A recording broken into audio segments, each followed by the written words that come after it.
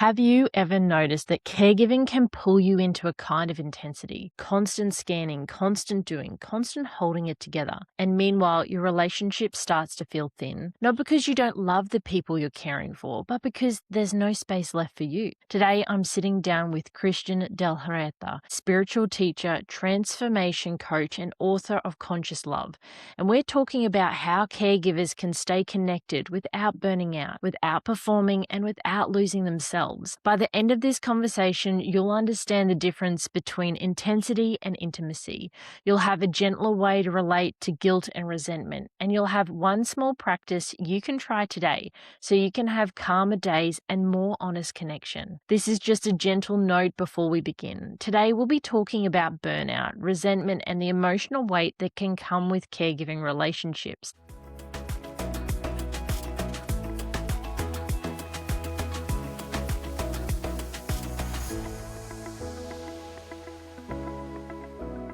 Please listen in a way that feels supportive for you. You're welcome to pause and come back at any time. If you're tired of holding it together in hard rooms, appointments, hospital days, and service systems, and then crashing afterwards, you're in the right place. Hi, lovely. Caregiver to caregiver, I'm really glad you're here. I'm Michelle. As a caregiver and advocate, I know firsthand what it's like to become the walking medical encyclopedia, to fight for continuity so you don't have to repeat your story, and to leave the room thinking, I should have said that differently. No pressure, no perfect routines, and no toxic positivity. Just one gentle reset and one practical next step so you can have calmer days, clearer words, and advocate without self-abandoning. If you want something gentle between episodes, you can download my free gratitude journal. It's a simple way to hold truth and gratitude together on hard days. And if you're ready for more practical support you can actually use in real life, my caregiver toolkit is there too. Both links are in the show notes. No pressure, just support when you need it.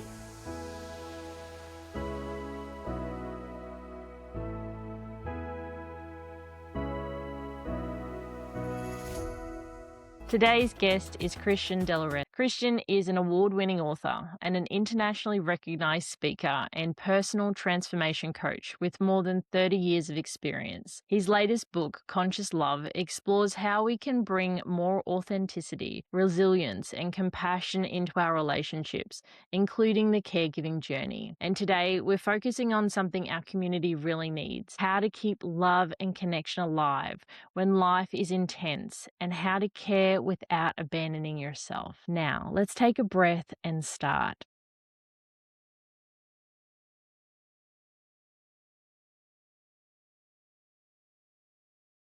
Christian, welcome. For the caregivers listening who's thinking, I don't even know who I am anymore, I'm just surviving, can you tell us who you are and what led you into this work? Hi, Michelle. Thanks for having me. Happy to be here with you. I was born in Cuba and came to the States when I was 10. So, naturalized citizen now, but I'm Cuban American culturally. I've been doing this kind of transformational work for over 30 years. My dad was a psychiatrist. My degree is in psychology, so I come out of kind of that psychotherapeutic tradition, but realized that at least the way that it was done then and held then, that psychotherapy was not the path for me because to me, it left out whole parts of being human, like or spiritual side. I think there are more therapists now that weave that in. And then I discovered breath work, which changed my life. And so what I do now is a type of coaching that balances the psychological with the spiritual and includes the body by weaving in and embodied practices like breath work, which I've yet to come across anything that heals as quickly and in so many levels. I do retreats, I do workshops, I have 3 books out. And what drives me is that desire to make a difference in the earth. I kind of paraphrasing Einstein that you can't solve a problem from the same level of consciousness in which it was created. When I look at the world and the mess that we've created for ourselves, I think the only way that we dig ourselves out of that hole that we dug ourselves into is a leap in consciousness, something that's gonna dramatically shift the way we see ourselves, see each other, and see our world. I really like how you've taken your education and you've taken it to the next level and you've noticed where the gaps are for your clients and for the people that you are supporting so that you can provide more of a holistic approach to their care. And it's really important for caregivers to understand that it's not compartmentalized into one area, that it's actually a whole pathway and a whole plan. And Christian, when I was doing my research, I really was intrigued by when the moment in your life was that you realized that love wasn't meant to be performed, it was meant to be practiced. Can you tell me a little bit about that? I think I've always kinda known that intuitively, but it was when I read Scott Peck, The Road Less Traveled. He's got a chapter in it about love, and that's when I really got the words to put behind it. He talks about how love is not a feeling, but it's an act. And because we can't always go by feelings, and any caregiver is going to understand that sometimes we have to do things that don't feel good, and yet it's an act of love. Think about disciplining a child because they're running onto a busy street or they've had too much sugar. It doesn't feel good to say no to a child, but it's for their own sake. And the same thing with caregiving. A lot of times we have to do stuff that doesn't feel good, but we do it out of love. And when you are looking at a relationship, whether that be a relationship between the caregiver and their loved one, the caregiver and their partner, or their family members or friends, when did you first start seeing relationships as a pathway of healing and growth and not just survival and getting through it, like gritting your teeth and bearing it? Yeah, it's probably been 30 years when I forget what the trigger was, whether it was something I read or a workshop that I attended. But it's when I realized that it's all about choice, that we can't do a lot about the circumstances that life throws our way, but we always have a choice as to how we show up in response to those circumstances. And even holding it that way pops us out of a victim relationship with life. So it's like Viktor Frankl, the Austrian psychiatrist and Holocaust survivor, said that between stimulus and response, there's a space. And what makes those words so interesting is the context in which they were born, because he was Holocaust survivor, lost everything: property, possessions, family, his life's work, his pregnant wife. And in that most unimaginably difficult situation, he was able to say that they could take everything away from him except for one thing: the ability to choose how he would respond. I was lucky in high school to hear him speak. And maybe that was the shift, because it's like I said, there's so much that we can't do anything about, right? The situations that life throws at us, the curveballs, illnesses, divorce, separation, tragedies, but we always have a choice about how we're going to respond to that. And that is empowering, it's liberating, and it pops us again out of that victim, poor me relationship with life. And what resonating with me is that choice to approach life in a different way, to be able to walk through difficult, challenging moments and not pass that on to somebody else, to not be aware of your own behaviors or choices in those moments. And you don't always get it right. We're not God, perfect human beings, but I think when we wake up every day, even when we are in challenging testing situations like caregiving, where we have to be on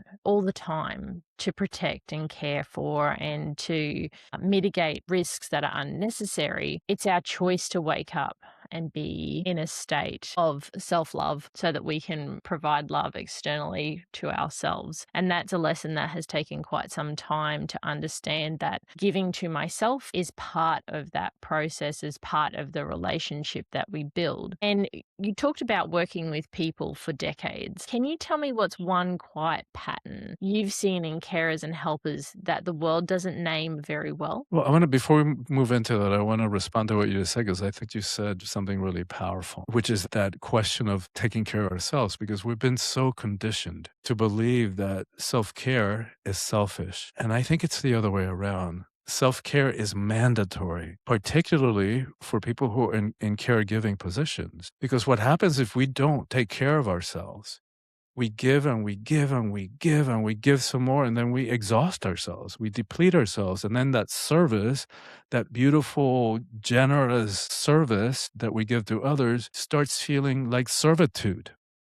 And it starts turning into resentment. And then that doesn't serve anybody. So somewhere along the way, I picked this up that there's like a tripod of service, like 3 legs. One of the legs is service to the world, service to the universe, God, however you think of that concept. The second one, service to the world, service to humanity. The third one is service to self. And which is the one that service-oriented people neglect? Of course, it's that one. And what happens then, if we're not taking care of ourselves, the other two, right? The missing a leg, the tripod is not going to work. And so again, it's like they tell us on the airplane, the first thing you do when you get on the airplane, you put on your mask first, even before that of a child. So we take care of self so that we can take care of others. And going on from that, I was listening to a caregiver who's a husband, and he was saying how much he finds listening to someone say, take care of yourself, self-care is important, because where is the time? Where do I find that? I have to work and I come home and I'm my wife's caregiver, and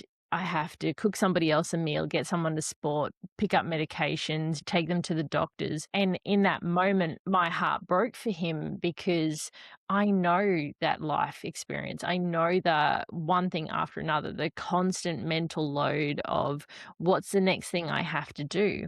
And being told to do self-care, the first thing you think about is go and have a massage, or having to invest these large chunks of time into self-care. You see people go to day spas or they go on a retreat, and for caregivers, that's not really a reality. And in that moment, I thought, he doesn't know about habit stacking. For caregivers, self-care doesn't look like being able to go and have your hair done without interruption. What it looks like is taking small micro moments that stack over time. For example, if you're making a cup of coffee, adding breath work into making the coffee, so you have 5 minutes or 2 minutes.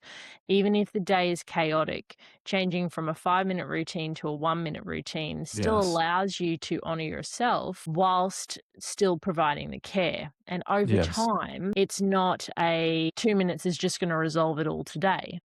But if you do 2 minutes 3 times a day over a week, that builds up and shows you that you still deserve that investment in self. Whether that's just writing a note and sticking it on the fridge that I'm amazing, or having a cup of tea. And even if it means you have to stand in the kitchen to have that cup of tea, but just giving you those 5 minutes of peace where you use grounding, breath work, you check in with yourself, you internally say, I'm grateful that I've been able to make this cup of tea. It may not be earth shattering and ground altering in that moment, but when you look at it over a month period, you've just given yourself 3 hours worth of self-care without even realizing it. And so that message is for those caregivers who are overwhelmed by the word self-care. And let's reframe it. Beautiful how you frame that. And I love how you modeled in the beginning of our conversation, just taking a breath. That alone, if you can even do it for 30 seconds, a minute, it'll change everything. There's swamis in India that have that much control over their body that they can tell the heart to slow down, and the heart slows down. Most of us are never going to have that kind of agency over our bodies, but every single one of us can slow down the breath. When we slow down the breath, even if it's 30 seconds, the heart has no choice but to slow down. It has to slow down. And when the heart slows down, the nervous system begins to relax. We begin to drop into our bodies more. And so even like that simple practice that you modeled, 30 seconds, 60 seconds, it's life-changing. I really am passionate about habit stacking for caregivers, because when somebody said to me, what are you doing for yourself? I was like, what do you mean? What am I doing for myself? No, I don't have time. And that was early on before I reached burnout. And I didn't realize the importance of investing in myself so that I had more to give to my loved ones, so that I could be present, I could have more vitality, I could show them, and not, by the end of the day, not get to a point where my own sensory needs were overstimulated from the Yeah. beeping machines or the waiting in noisy waiting rooms in hospitals. We don't realize, even if we don't have hypersensory processing or anything, that over time during the day, these levels creep up because we haven't had an outlet, because we haven't stopped to give ourselves a moment of care. We just keep pushing and pushing and pushing. And so I really am passionate about sharing with caregivers that it's not investing hours of time. It's about investing seconds of time and building that up as you go, because Yeah, then you'll find I really needed that. I didn't realize had been breathing at the top of my chest instead of breathing exactly. into my lungs so that I had more energy. And those are the things that I've been seeing, especially in our world where we are online and caregivers are able to share these moments of distress that they feel. And I know we were just talking earlier, and I asked a question about what is something that the world doesn't name very well.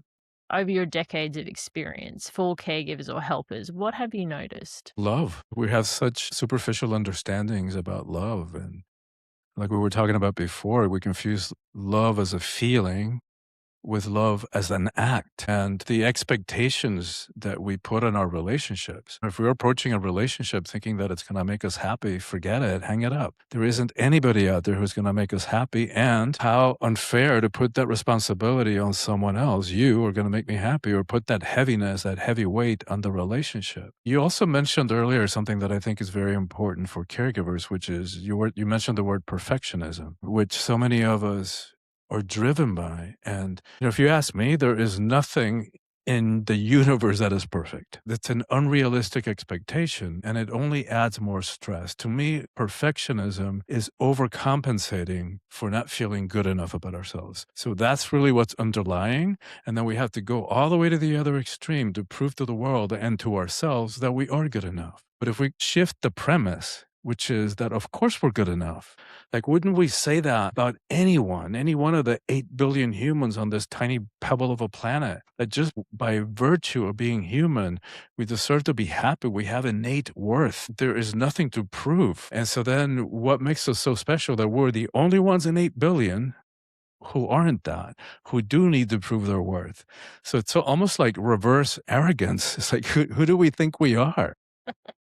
And it's an important mindset shift. And to me, it's connected to this unconscious belief.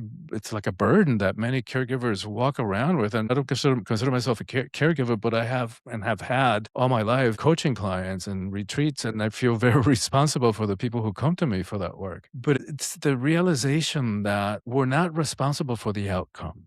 Right? That what is being asked of us is that we bring ourselves fully present. Then that we're not responsible for what they do with it. And that to me, it's a humble approach and it's liberating because yeah, sure, I can do that. I can be responsible for my effort, my energy, my integrity, my presence, but there's things that I don't have any control over. And that's empowering and liberating. I really liked when you just said then about that you have no control over the external parts of our lives. Like we can control all of the things coming from us, but there's no way of us controlling somebody's interpretation of us, somebody's judgment of us. And something that's come up over my time as a caregiver and in this journey of supporting caregivers is that caregivers have a lot of mixed emotions because there's tug and pull. We feel deep love and deep exhaustion at the same time. Or we have anger, but we have sadness all mixed in together depending on our situation, because that's something that I've learned is that I can have those two emotions or four emotions going at the same time in a moment because of the situations that we're in, and that be okay if I can recognize what is the underlying emotion that is having those others stack on top so that I can see that you're feeling dismissed. My question is, what happens when someone believes that these two things or these emotions can't exist at the same time? Well, we create an emotional mess inside of ourselves, and that can only lead to conflict in relationships, and it leads to illness because we've somewhere along the way we label the emotions wrong. We label them weakness. And with guys especially, right? So it starts at a very young age. Little boys don't cry. But if we look at that as like, wait a minute, what's up with that? Why do only little girls cry? So there's a couple of implicit assumptions in that. That A, the feminine is weakness because they have emotions, and B, that the emotions are bad. It's like, wait a minute, the emotions aren't good, they're not bad, they're not strength, they're not weakness, they're just energies, like everything else in creation. And if you want to talk about the feminine in terms of strength, it's like, wait a minute, weakness? You want to talk courage, resilience, creativity? Let's talk about the power that resides in a female body. So I mean, and the discussion about the emotions is huge because what happens then is we repress them and we repress them and we swallow them. And like everything in creation, it's energy. Energy cannot be destroyed. So just because we stuff those emotional energies, they don't go away.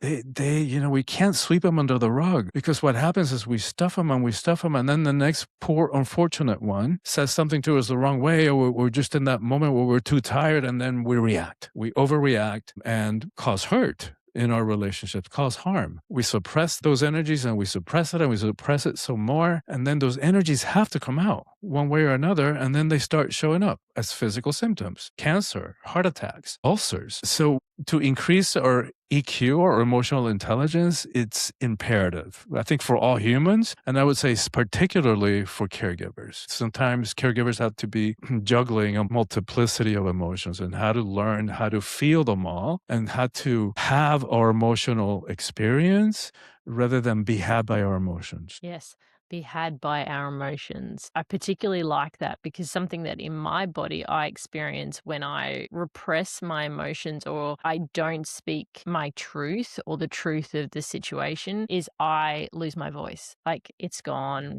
I sound like a squeaky mouse at best, and I have to put so much energy and effort to project even that tiny amount. And sometimes, particularly when I was first starting, it could be months where I would not have a voice and I didn't comprehend or understand why. I didn't have a flu.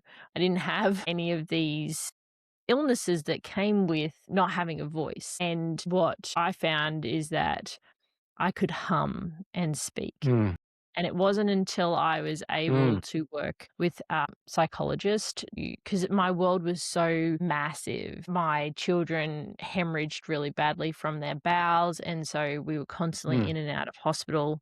They mm. were fed with peg in their stomach because their bowels were so unkind to them. But it was a state of always being, is this food going to be okay for them? Is it not? Them having to like learn how to eat. And I didn't realize that I wasn't vocalizing how I felt. I had this pressure of the world that I was a caregiver. It was my responsibility. I had these children. I should just have expected and been able to manage this. And so when you were talking then about it, that's what came up for me is Mm. that I would lose my voice because That's I very, didn't address it. yeah, it's very, very powerful, very moving to me to hear you say that you actually swallowed your voice. Mm, And my heart goes out to you for the situation too. mm. But I'm so glad that you learned it, even if you had to learn it the hard way, that it doesn't work to swallow our emotions and to swallow our voices. And so that we've got to find a way to express how we're feeling. And we can learn how to do that in a responsible way, just owning that there are emotions without blaming somebody else or pointing the finger. There's a way to do that. There's a way to learn how to do that, but not suppressing them. That doesn't work. Now I name it. I don't name it to anybody else. I just name it to myself. I'm feeling angry. I'm feeling sad. I feel confused about the situation so that I respect my own internal work Yeah. because, like you said, I can have different emotions. And what society was telling me was you can't have more than one emotion. You can only be experiencing anger. You can't be feeling sadness and angry. You can't be feeling joy and anger and sadness, and you can, especially in these complex situations where you finally got an answer, but your loved one is still hurting and you can't do anything to fix that they're hurting. So, in those three moments, which coexist in the exact same moment, I do feel joy that we've got an answer, but I feel sadness because my loved one is hurt, and I'm angry because I can't do anything about it. And I was told that couldn't happen. And when I started this journey of coming back from burnout, that became a glaring obvious flaw in my life's journey, is that that's not actually correct. And as a caregiver, to know that that guilt that we carry around when we're told these pieces of information, but we so deeply feel these things, when we're carrying guilt for the feelings of resentment, the numbness, or the wanting space, because having all of those emotions in one body at one time is a lot to process. And because there's not that space, what do you want caregivers to know if they're carrying that guilt for feeling resentment, numbness, or wanting space? Well, I would say guilt is probably the most unnecessary of emotions, and to give ourselves permission to feel whatever it is that we're feeling. And for those who might be watching or listening to this who haven't learned yet how to identify their emotions, because I relate to that. If you would have asked me 30 years ago what was going on with me, I had no idea. I couldn't tell you what I was feeling because I didn't know. And that's even having a psychiatrist father who was a good psychiatrist from what I hear from people who used to go to him, but with his own emotions, clueless, right? He came out of that generation that men didn't feel, you just thought. It was all about thinking, the power of the mind. The emotions were less than. So for anybody who might want to increase their understanding of the emotions, in this last book on relationships, I have a whole section on it, and I have list of emotions that you can just go down the list. Am I feeling that? Mm-mm. And that's what I did 30 years ago. I came up with a list of emotions, just researched it. And then I made a grid. And every hour, this is before iPhones, I would have a timer from Radio Shack in my pocket, and the timer would go off, and then I would look at my grid. Am I feeling that? Mm-mm, maybe. And that's how I began that work of educating myself, of becoming more aware of what was going on with me. I really like that, because when I think about my boys and wanting them to be emotionally able to recognize what's going in their body, because our journey has been emotional meltdowns, whether that be from sensory input or just not knowing what to do with it. I really like the idea of having a grid where they can have a look at it when I go, hey, I can see that you're having like you're struggling right now. What do you need? And a lot of the time, particularly if they're on the top end of the curve, they've got no available space to work out what's going on for them. But I really like the idea of a grid with a list of the emotions that they can use a whiteboard marker and say, okay, right now I feel this and this and this. Okay, what do I need to address? So that when they leave and they're adults, they are emotionally intelligent. And when they meet the person that they might want to spend their life with, they are able to manage what they're feeling, put a name to it, and then be able to respectfully say, I need an hour, I need to go and sit in that compression swing, whatever it is that they need in that moment to manage. And that's something that I'm going to put on my wall from today's conversation, because I really feel like men, particularly young boys, are not given the space to have the emotional moments to even be able to be equipped to recognize that. And I see in my youngest that anger translates. If he's super excited, he's angry. If he's sad, it comes across as that he's angry because he doesn't know how to convey it.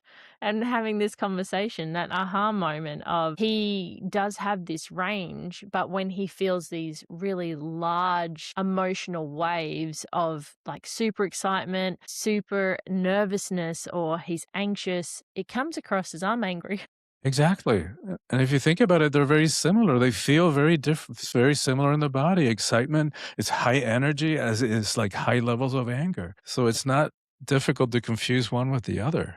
That's my takeaway from our conversation so far. That golden nugget is coming with me. And in your work, what's the cost of being the good one? The one who stays strong, stays kind, stays composed. And I know that personally, right? I was the good little boy, the perfect little boy, which was overcompensating for not feeling good enough deep down inside. I mean, there's so many prices we pay for that, but main one is we're not being authentic and we're limiting our human experience. Right? The emotions can't be suppressed selectively. So if we repress anger, we're also suppressing our ability to feel joy. We're the same thing with sadness. And so when we put on this facade that we only have positive emotions and we're always happy, we're really curtailing the depth of our human experience. And our relationships pay a price because we're not presenting ourselves authentically.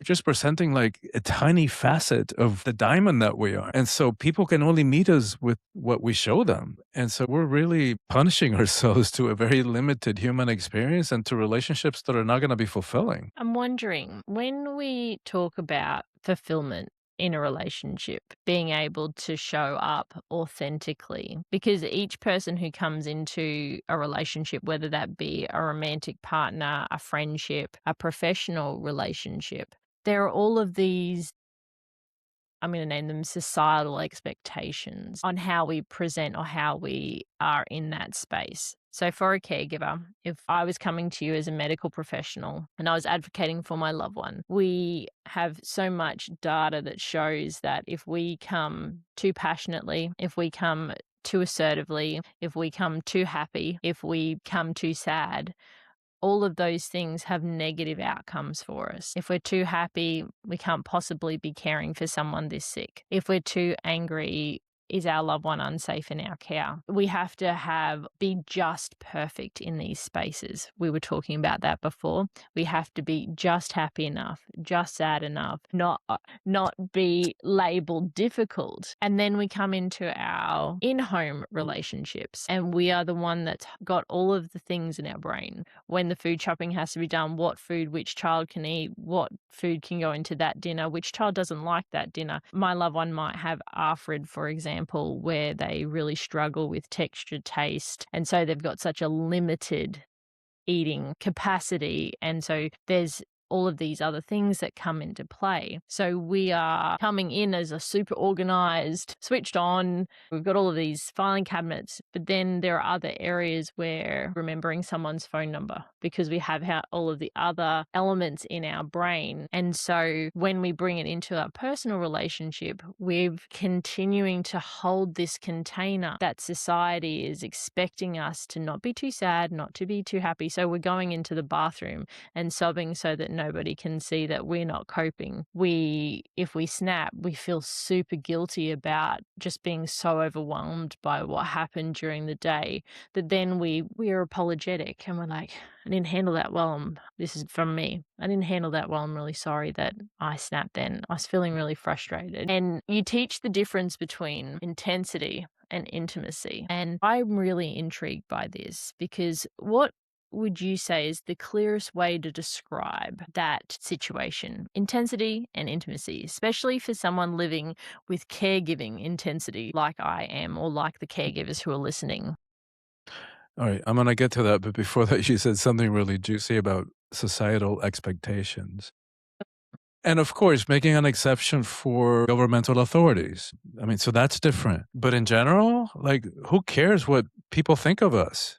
Like, minding our own life is a full-time job. Let people think whatever they're going to think. They're going to think it anyway. And so beginning to develop, like, the stronger our sense of self, the less we look to the external world to validate us, to make us feel safe enough, worthy enough, lovable enough, the more free that we are and the more that we are in our power. And so that's what I would recommend, like doing whatever work we need to do to get to that state of freedom. And then to respond to your question about intensity and intimacy, which I think it's a really powerful question, because we do. And I think probably especially caregivers confuse the two. And so what you're really having us think and look at is that intensity is not the same thing as intimacy. So we can say that intensity is about activation. It has I think of a rush of emotions, drama, urgency, chemistry, conflict, crisis, passion. It can make us feel alive and needed and important. And there's also a price to pay for it. There's a sense of immediacy to it. Intimacy, in contrast, I think it's more about truth. It's more about authenticity. It requires vulnerability, honesty, presence, and trust. And to me, intimacy is really what we're longing for. And so I think for caregivers, part of the reason that the intensity feels familiar,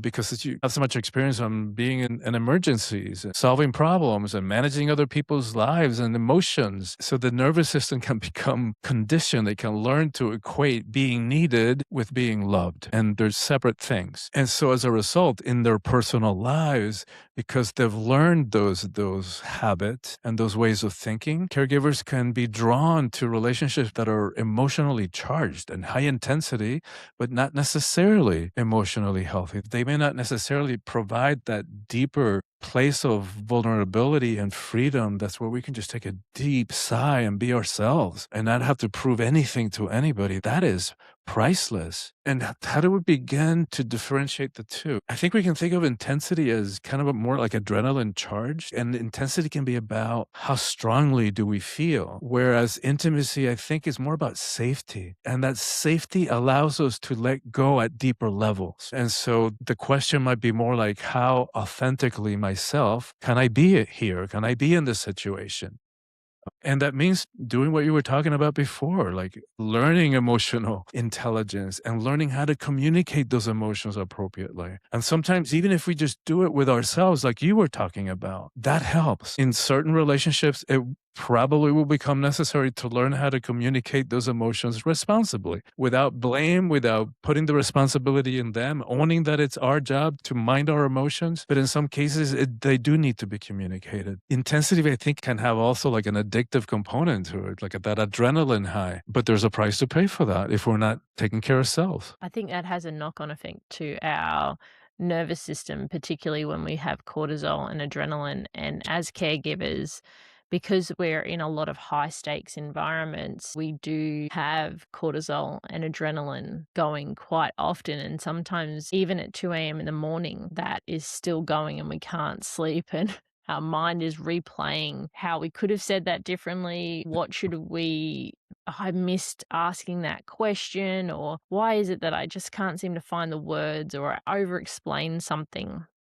And what I'm hearing about intensity is it's not just a thought. It is a body nervous system experience, and that's why it can be mistaken for love or responsibility, because it is not just a thought. It is a 5 sense experience, and particularly when you add additional chemicals in your brain, which are naturally occurring. We're not adding anything in like external to our body, however, when we have all of those elements lined up, that's when we're talking about it being mistaken for love or responsibility, because we have those aligned elements. And when we're talking about intimacy, we're talking about being more in the dorsal area of our nervous system, where we're in calm, relaxation, safety. Not that intimacy can't experience the same ebb and flow between the nervous systems, but when life is medically complex and we're in systems that are really heavy, how would you, not candlelight intimacy, like real life intimacy, not the movie based where they're having a candlelit dinner and everything is perfect, because in caregiving life, that doesn't happen very often.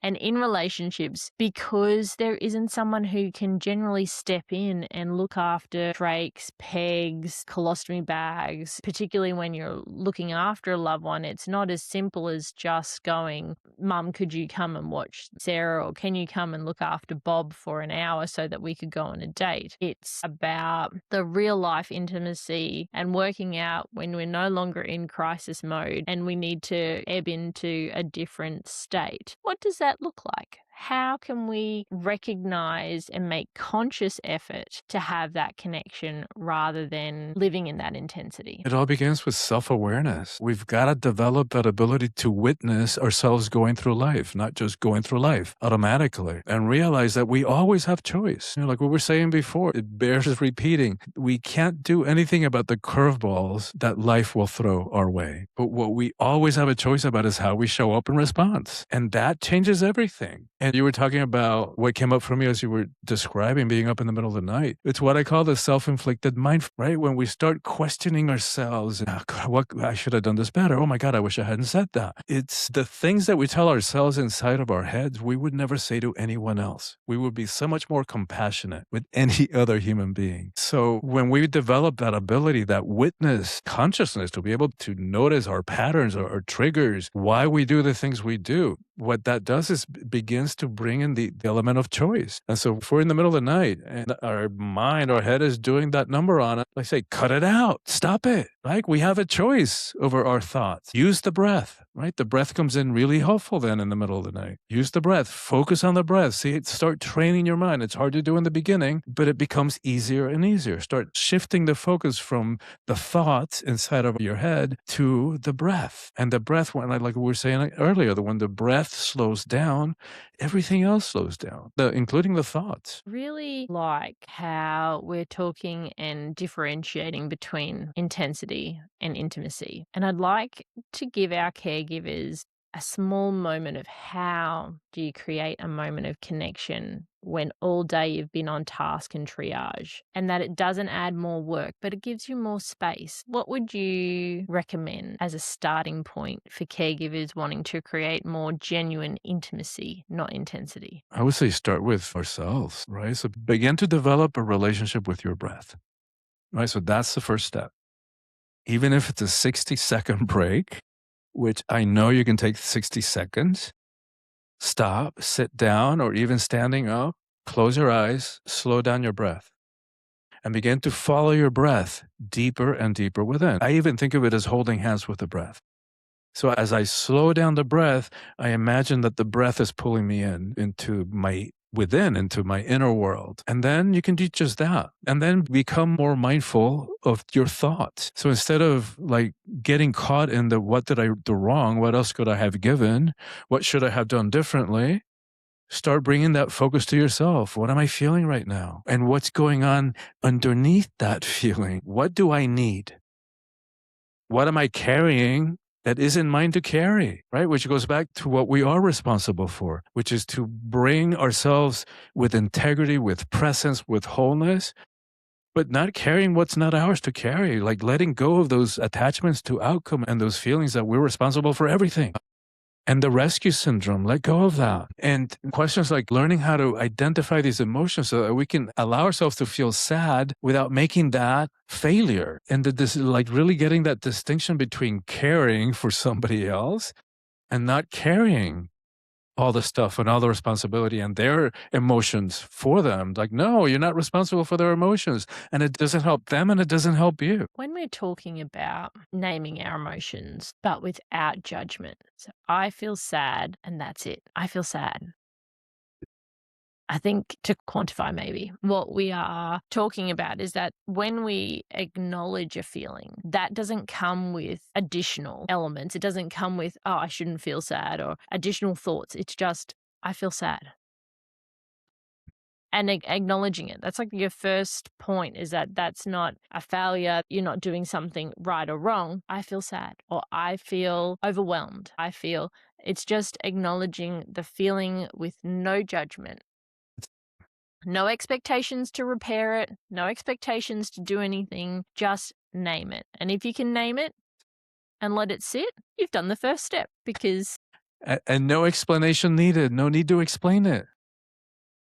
Like we have a right to feeling the whole gamut of human emotions. I think that just acknowledging that it's not this deep, massive internal work that you're stepping into. It's just naming it so that it doesn't become in control of you rather than you in control of that emotion. Exactly. And think of a 2-year-old. They have a total meltdown. A minute later, they're playing like if nothing happened. They have their emotions fully, so then they can move on to the next emotion. We as adults get in trouble with the emotions because we stuff them.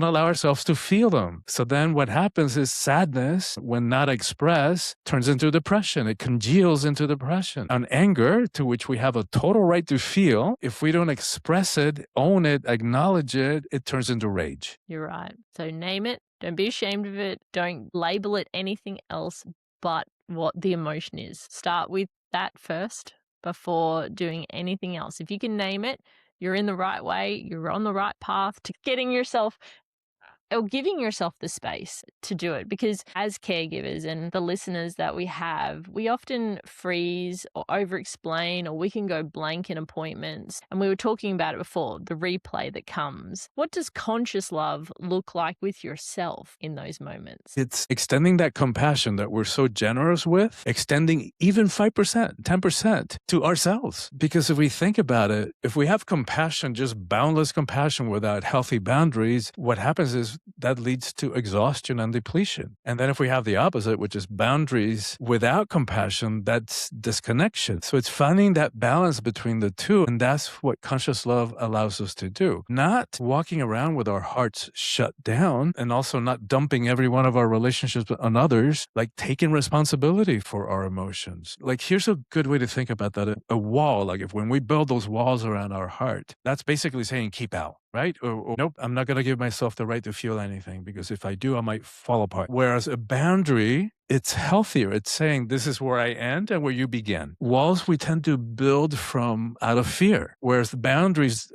are built on self-respect, healthy boundaries. And I think for caregivers, we might confuse compassion as entanglement, because that's all we know. We feel what the other person's feeling, their pain, and then we unconsciously take responsibility for fixing it. We have to carry it. We have to protect them for it. But compassion does not mean self-abandonment. It's like we were saying earlier, service without self-care turns into servitude. And then we're not good to anybody. And what follows from that is resentment. So circling back to that, like self-care is mandatory. Like we've really got to get that. And compassion, we can also think of it as feeling with somebody else, compassion, feeling with. That's the part of the etymology of it. But that doesn't mean taking it on or managing it or controlling us. Like I can feel your pain. I can create a container and even hold your pain, but not take it on.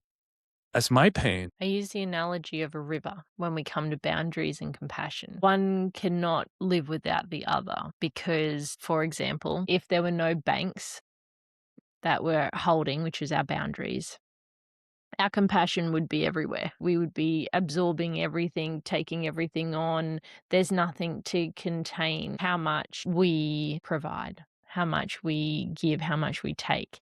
But when you add the banks of a river, it doesn't mean that it's like set in stone and it has no movement, because rivers and banks move, right? They come in and they go out. And so it's not something that is dictated by strict parameters, but it provides us with structure. It provides us with more bandwidth, because we have these boundaries that we can alter depending on the situation, because as a caregiver, there has to be some level of flexibility. But compassion and boundaries have to live and coexist to be able to be healthy. And so I use the analogy of a river and its banks to help demonstrate, because sometimes we have floods, you know what I mean? But the bank's still there. They haven't gone anywhere, and it recedes and we come back to the status quo that we create and the safety that we have. So something for caregivers is that visual of a river. And to go with that metaphor, the more that we are mindful of the banks, of the boundaries, the healthy boundaries, the less likely that we're going to have a flood. That's correct. And so having more confidence in our boundaries builds our banks, allows a river to come in and go, and us still be able to maintain that. And that's not, I've got it all sorted for myself. Those banks, sometimes we do get floods, but we come back. And it's about recognizing that in my self-care, that to me, having these boundaries and the compassion side by side in this environment is that I am showing myself self-care by having these boundaries and allowing my compassion to live within these movements, because life is not static. We are constantly moving through life. And when you were talking about self-abandonment, then I gently noticed that self-abandonment comes with a level of shame when we are showing up for others if we don't feel like we've given all that we should have. And so then we start not doing the things that we need to thrive in ourselves. And I was talking to another caregiver, and an example of that would be when we're in a hospital state.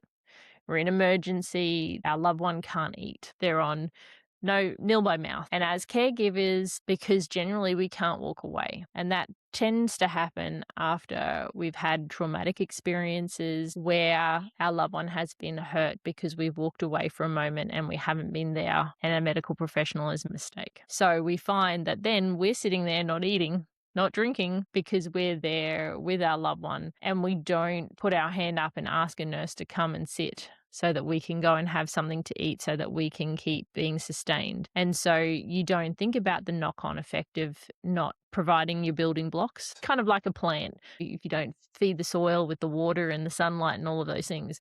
And so Absolutely. to me, that is a portion of self-abandonment when we don't address our needs, because the shame of going and eating when your loved one can't eat comes into play. Feeling guilty, feeling shamed that you're eating and they're not, and that they're struggling with that. And so you do find, especially in stressful situations where caregivers don't eat or drink until like late at night, and then they're like starving and ravenous, and then they're picking up the wrong things to fuel their body.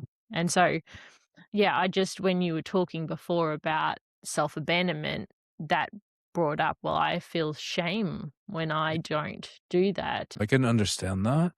And at the same time, I want to say, cut it out, right? That we have choice about. And so in the same way that you were talking about how we can have a multiplicity of emotions going on at the same time, and I do this work with regular relationships, that applies, I think, maybe even more to caregivers, that we can have what seem like conflicted feelings. Like I can love you and I can say no. Those two things are not mutually exclusive. Or I can care deeply about what you're going through, and I can also honor my needs and my limits. They're not, the one thing doesn't deny the other. I think that's important to name for people to hear, that you can have those two things coexist and it not be unacceptable, or it not be okay to have the two live side by side. And as we've been talking about mini resets and putting into oneself self-love, before we keep going, I just want to do a tiny pause. And if it helps anyone listening, I just want you to drop your shoulders. So roll them up near your ears and then just let them settle. And I want you to take a deep breath in and then exhale for longer. And I want you to remind yourself, you don't have to take this in all at once.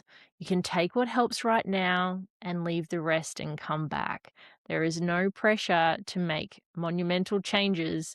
A tiny pause like just then is a great way to start putting back into yourself in your busy schedule. Thank you for taking that mini pause with me. Christian, many caregivers equate compassion with overfunctioning.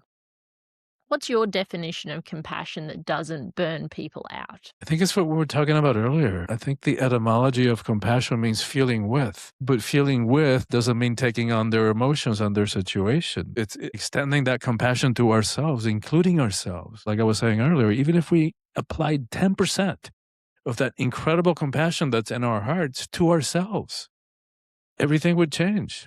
And I don't think that's optional. I think it's mandatory. I think it's mandatory as well. I think that's a good place to start. It's like that analogy of, would you say that to your best friend, stopping and pausing? Or would you say that to a child, or take a pause for a moment and reflect? Maybe I'm being a bit harsh on myself. Maybe I'm not seeing what I need because I'm just in the trenches all the time. Because we've been so conditioned to neglect self-care, and then we assume these martyr-like qualities, and that's not what's asked of us. In fact, I don't think that's ultimately good for anybody.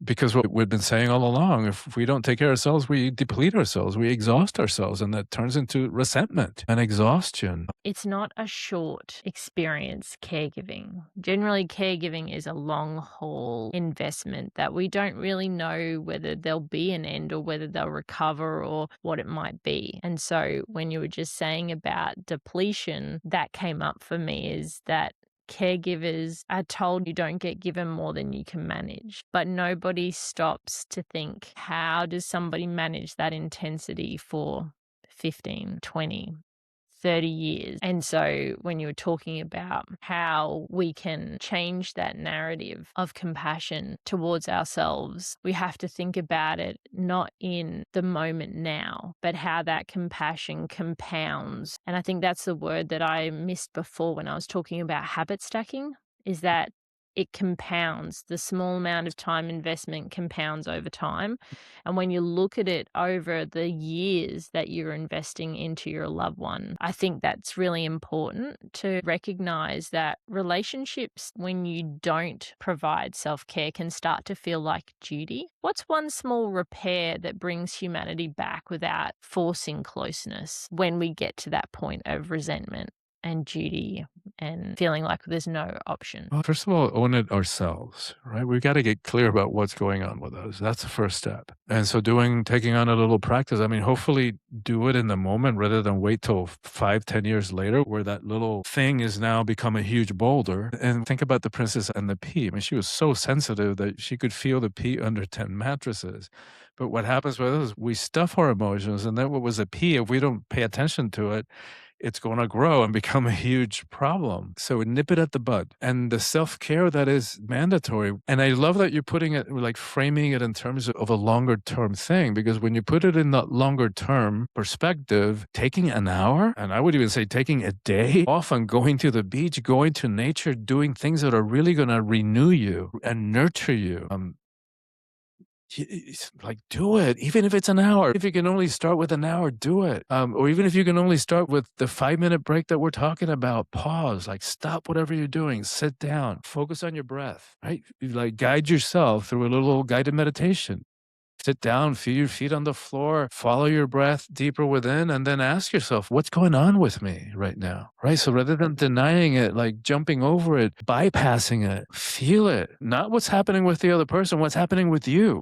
And then identify it, right? Give it a name. And then the more our EQ increases, we start making realizations that under anger is usually fear. So if we start digging underneath, what am I really feeling under that? Then we start uncovering that sometimes busyness is covering up loneliness. Sometimes under irritation, if we dig under it, we're going to find hurt or anxiety. It's like, do the work, but it is so empowering and so liberating and so helpful. One of the things that comes up when I think about peeling back the layers to find what's underneath, like you're talking about, is that when I first started, I really found that difficult to not just see the emotion I was having on top. And something that I found that helped me was to get out a piece of paper, a journal, and write. I don't know what I need to write. I have no idea. I don't know why I'm here, until it started to come out. And then I was able to see from my writing that I felt abandoned in that moment.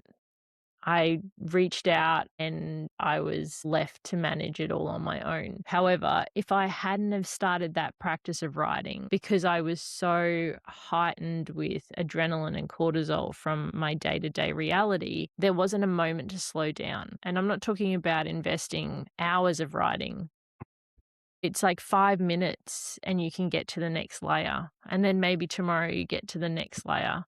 And each day it gets easier to start. And when you can't think of what to write, starting with, I don't know what to write, is a great place to start, because then it kind of has this natural flow on effect. And I really feel like being able to recognize that, okay, I feel really angry because I felt abandoned in this moment, or I feel really sad because I was dismissed. Like being able to name it and label it, again, with no judgment, not trying to repair it, but just acknowledge it as a starting point. And that is self-love, that is self-care, being able to name it. And so I really like how we've been talking about making conscious love decisions for yourself, so that they're not big self-care requests. They're tiny moments of intention that we're asking to invest, because we understand the complexity of caregiving life. And if a caregiver could take one sentence into tonight, something steady and true, what would you tell them? I think I go back to that compassion, to that love, to extend even 10% of the love, the compassion,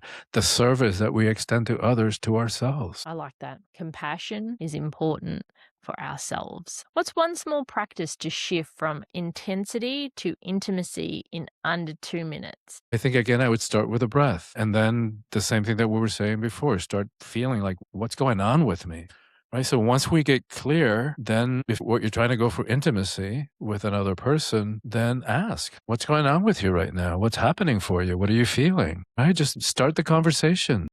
helping both of you to reflect in the moment. And that's a form of connection in itself. Even if that doesn't lead to other forms of intimacy, it's still a point of connection, soft landing when things have been challenging or you feel really distant because of the load that you're carrying. They're kind of always on the go. Doesn't seem to be a moment to stop. For the caregiver listening who feels they've lost themselves, where do you recommend they start gently? Well, first of all, with the choice. And I think I can safely speak for both of us in saying to our sisters and brothers, that's not okay with us for them to abandon themselves. It's not okay. And it doesn't serve them or it doesn't serve anybody for them to do that. So that's a tough love, but cut it out. Do whatever you need to do. Start with whatever level of self-care and self-love you can handle, even if it's those 60-second practices and whatever mind shift you need to do inside yourself. Like, do it, because Michelle and I say it's not okay to neglect yourself. Not okay. It has a roll-on effect that you don't want the outcome of. We do not want to reach burnout.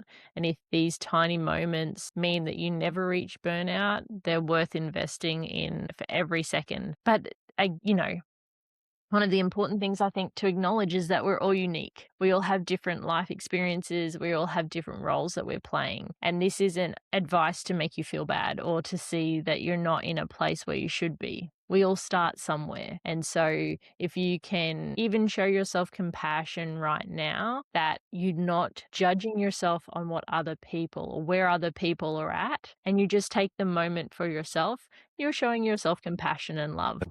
I think that's really important, that we're all unique, we're all in unique situations, and we're not here saying that this is 100% the right place for you right now, but it's somewhere to stop and think and show yourself compassion so that you can move to the right path of showing up for yourself whilst you're still showing up for others. I know that this conversation has been very valuable for our listeners. It's been valuable for me, and I'll be taking a photo once I set up that grid of emotions to help my loved ones here, and I'll be sharing it so that you guys can see how impactful just small acts can have in your household. But where can people find you and your work and your book so that I can share those in the show notes and they don't have to remember, but hearing it and then seeing it helps us to have connection. Good. Yeah. The books are available on Amazon or you can order it through at your local bookstore. I guess the best way to reach me would be my website. And from there, they can also access the books. And that is soulfulpower.com. soulfulpower.com. Wonderful. We'll make sure that they have all of the links in our show notes so that they can connect with you either on social media, through your website, and also we'll include the link to your book as well, because we all love to have connection, but we want to make sure that it's not intensity, but it's based in intimacy. So, Christian, thank you for meeting caregivers with so much warmth and truth today. I'm just going to do a small recap of what we've talked about. Today, we've talked about the difference between intensity and intimacy, how conscious love can include boundaries and honesty, and how caregivers can stay with themselves, especially in the hard rooms and in the quiet aftermath of difficult situations. If you're listening and you're carrying a lot, you're not failing. You're responding to a high load life, and you still deserve connection, including connection with yourself. Hey, lovely. Caregiver to caregiver, if today's episode supported you even in a small way, would you share it with another caregiver who's holding it together in hard rooms too? And if you have a quick moment, leaving a review on Apple Podcast really helps us reach more caregivers who need calmer days, clearer words, and practical support. I'll see you right back here next time for another episode. I'm Michelle, and this is Nervous System Reset for Caregivers. No pressure, no perfect routines, and no toxic positivity. Just one gentle reset and one practical next step. Until next time, take gentle care of your radiant moments and of yourself.